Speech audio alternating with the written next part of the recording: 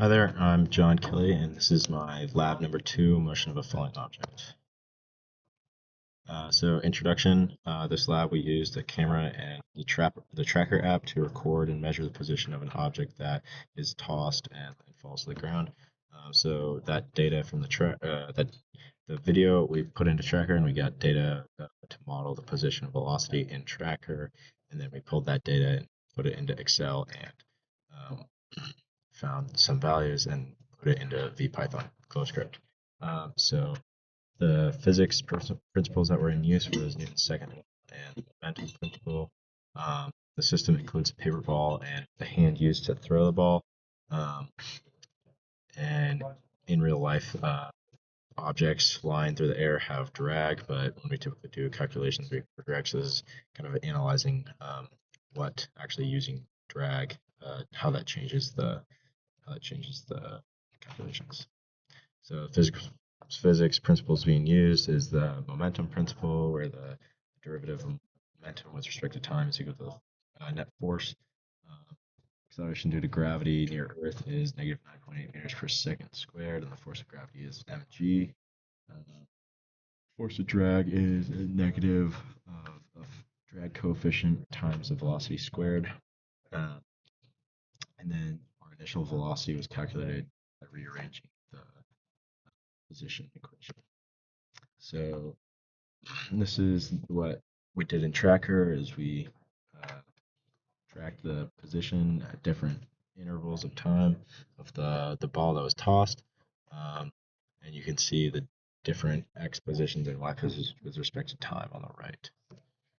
So this is a graph of the experimental motion of what we got from tracker. So based on the trend line that you can see there, those are some velocity functions that we then used in VPython GlowScript.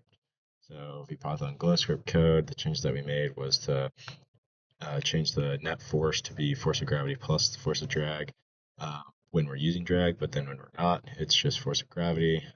We updated the ball position from data that we got in tracker, same with the ball velocity.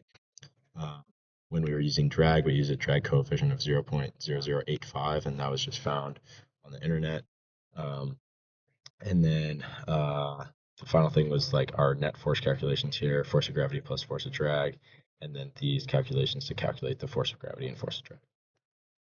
So these are the models. So without drag here on the left, where you can see it ends up around there. But then with drag, it ends up a little bit farther down. That's just because it's slowing it down a little bit more. It's letting it drop a little bit more. And then this is all three of the models combined. So like you can see with drag, it's going a little less far. It's dropping down a little bit more. And that's because the drag is knocking down its motion.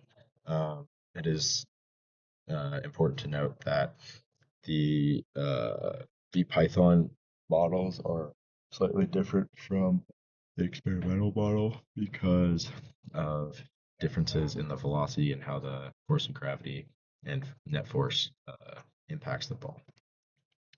So potential experimental errors is inaccuracy with the initial velocity, inaccurate drag coefficient, and inaccuracy with using tracker in the software itself. And so for the what does it mean, is regarding terminal velocity. This is the graph of velocity in the y direction with respect to time. And so obviously the paper ball falling only lasted 5.5 seconds, or half of a second, and we can't really get a meaningful terminal velocity value from that. So if we wanted to find a terminal velocity value, we would need to drop it from a much taller height and let it fall for longer so that we could see where the velocity levels out.